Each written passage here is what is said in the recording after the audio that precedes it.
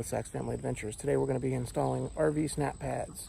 RV snap pads claim to give you 1 inch of additional travel per jack leg and 40% more surface area to help your jacks from sinking in on softer surfaces. Today we're going to install those and test them out. I've heard some good things about these snap pads for your leveling system on your RV. I believe they make them for all different makes and models. These are specific to mine. As you can see, the front ones are smaller than the back ones. I think the back ones are like 11.5 inches and the front are like 9.5 or 10 inches.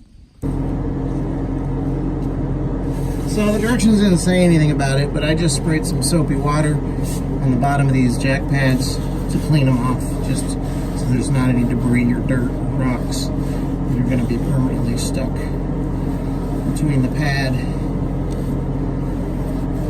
and the snap pad.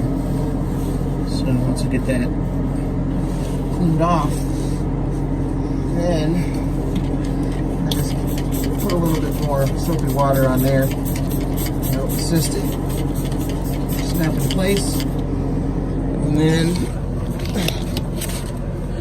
same thing on the edge of the pad. Once the pad is about centered and in place, then you get your helper to lower the jack from inside. Extend.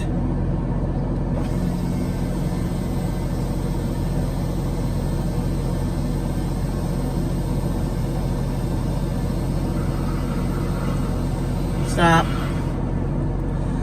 Get them to stop just shy of it making contact so that you can, sorry for this horrible video here, so that you can make a final adjustment before it makes contact.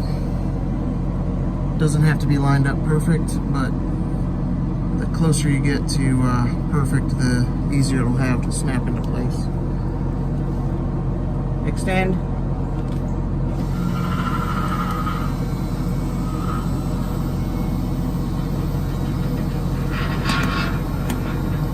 That's all there is to it.